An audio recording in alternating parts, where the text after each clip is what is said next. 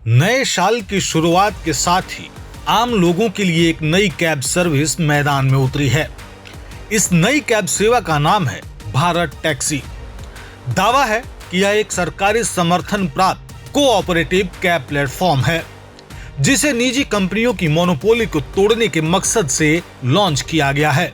Bharat taxi को ऐसे समय में पेश किया गया है जब लोग ओला उबर की बढ़ती किराया दरों, सर्ज प्राइसिंग, प्रोसेसिंग चार्ज और शिकायतों से परेशान हैं।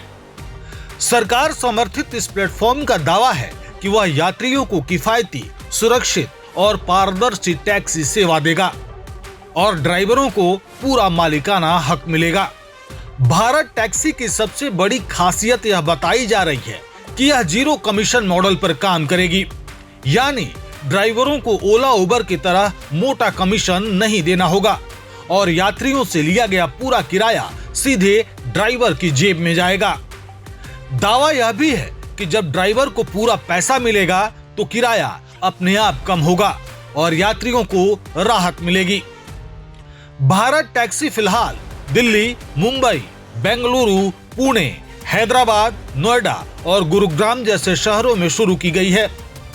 इस प्लेटफॉर्म पर कार, ऑटो और बाइक तीनों कैटेगरी की सेवाएं उपलब्ध होंगी। ओला उबर की तरह यह भी पूरी तरह ऐप बेस्ड सर्विस है और एंड्रॉयड व iOS दोनों पर उपलब्ध है। एसी और नॉन एसी कैब का विकल्प भी दिया गया है। किराए को लेकर भारत टैक्सी का दावा है कि यह फिक्स प्राइस पैटर्न पर काम करेगी, यानी बारिश, ट्रैफिक या पीक टाइम के नाम पर किराया नहीं बढ़ेगा। रिपोर्ट्स के मुताबिक शुरुआती 4 किलोमीटर के लिए 30 रुपए किराया तय किया गया है। इसके बाद 12 किलोमीटर तक प्रति किलोमीटर 23 रुपए और 12 किलोमीटर के बाद 18 रुपए प्रति किलोमीटर का रेट बताया गया है। लेकिन सबसे बड़ा सवाल तब खड़ा होता है जब इन दावों को जमीनी हकीकत से मिलाकर देखा जाता है। जब किराए की तुलना की गई तो तस्वीर कुछ अलग ही नजर आई।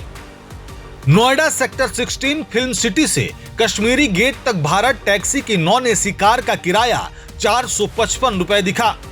वहीं इसी रूट पर उबर का किराया 411 रुपए और रैपिडो का 513 रुपए नजर आया।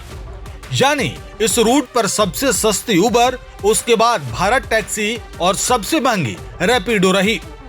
बाइक कैटेगरी में भी यही हाल दिखा। भारत टैक्सी बाइक के लिए 152 रुपए, उबर बाइक के लिए 126 और रैपिडो 155 रुपए चार्ज कर रहा था। साफ है, बाइक सर्विस में भी उबर सबसे सस्ता साबित हुआ। इस तुलना से यह जरूर साफ होता है कि भारत टैक्सी से ड्राइवरों को फायदा हो सकता है, लेकिन यात्रियों के लिए यह फिलहाल ओला उबर से सस्ती साबित होती नहीं दिख रही। ऐसे में सवाल उठता है कि क्या आम लोग वाकई उबर छोड़कर भारत टैक्सी की ओर जाएंगे? अब देखना होगा कि आने वाले समय में सरकार इसमें कोई बदलाव करती है या सब्सिडी देती है, ताकि यात्रियों को भी सीधा फायदा मिल सके।